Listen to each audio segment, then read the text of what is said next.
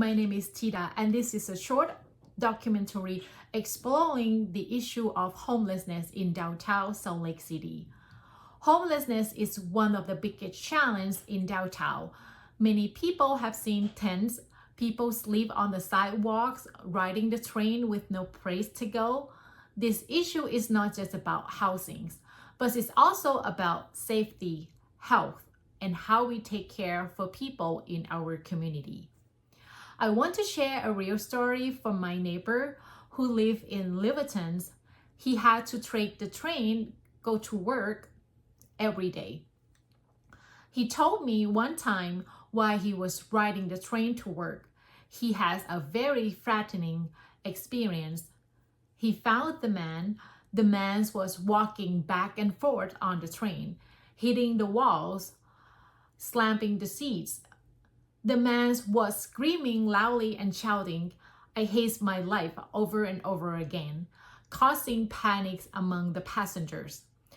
The man looked at him with bloodshot eyes. He felt frozen with fear. He thought that the man was going to hit him. At that moment, he felt extremely unsafe and powerless. Since then, he has thought about carrying something to protect himself whenever he rides the train. This experience shows that the homelessness crisis is not only on the streets. It also affects public transportation where many people feel nervous and scared. I would like to show some interesting facts from the local news.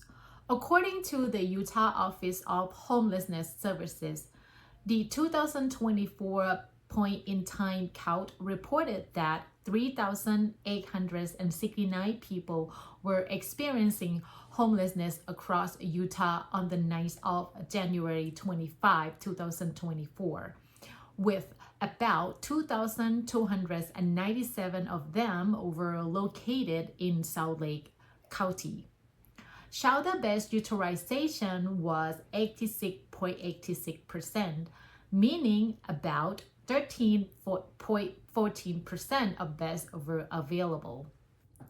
However, even with some beds open, over 1,500 people still remain without the safe place to stay. The gap between the total number of homeless individuals and available shelter beds statewide is not enough to meet the food need. Salt Lake City is not only place in Utah facing homelessness. Cities like Ogden, Provo, and St. George are also dealing with this issue as well.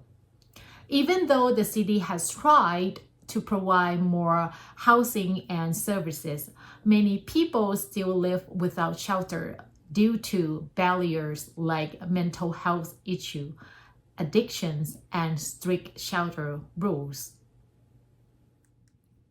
To understand how people feel, I want to interview a local commuter with a few questions. I have Dustin here today. Welcome, Dustin. I'm very glad to have you here. Good to be here. So you take the train, go to downtown every day, right? Yes. So have you ever feel unsafe or uncomfortable because of homeless people in downtown Salt Lake City? Yeah, there have been some times where things have been where you've seen homeless people acting irrational, yelling, screaming, and you just never know what they're going to do. Have you ever faced a difficulty with homeless people while you using public transportation or walk in downtown? I wouldn't say difficulties, but there's been times where someone up ahead might be yelling and screaming, and so it's just best to avoid that situation and walk the other way or go around. Yeah, better to don't have a problem and avoid the problem. Yep. So how has homelessness affects your daily life? I don't know about affecting daily life, but I used to go there when I was a child, and it was a beautiful place and safe. And but nowadays it's kind of the opposite, like really dirty, and not a safe place to take your kids. Oh, and how long ago would you say that is it starting to change? About 15 years ago, and then got much worse during COVID. It's about COVID and then have increased a lot of homelessness at that time. Yeah. Okay. Have you thought about what would be the solution that might help this issue? I don't know about the solution to like create less homelessness, but it's just because I feel like the issue is more drug use or mental illness, something more deeper than homelessness. I feel like if you take care or address those problems, then you might see a decrease in homelessness. So if the city provides addiction program recover, do you think it would help? Yeah, I mean, I think addiction does help, and the city does already provide it, but people aren't choosing to go.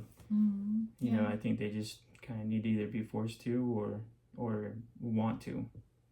Okay, thank you so much for sharing your experience and your feeling of living with this issue in downtown Salt Lake City. Yeah. Thank you so much. Thanks for having me. Thanks for bringing light to the issue. Thank you.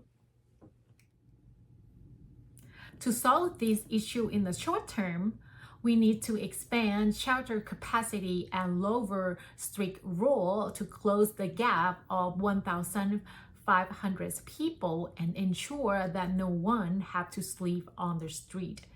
In the long term, we must invest in affordable housing and supportive housing programs. In Salt Lake City, a 2015 study shows that the Housing First program reduced chronic homelessness by 91%. This program offers permanent housing first, then as a mental health services, job training, and addictions treatment, which is lead to a long-term success. To sum up, homelessness in downtown Salt Lake City is a complex issue. There is no easy solution and it requires collaborations. But if we work together, city leaders, service groups, and regular person like us, we can make a difference. By taking actions, investing in housings and supports, we can help people rebuild their lives and create a safer community for all. Thank you for listening. I'm Tita. Everyone deserves to feel safe and everyone deserves to have a chance to get back on their feet. Thank you.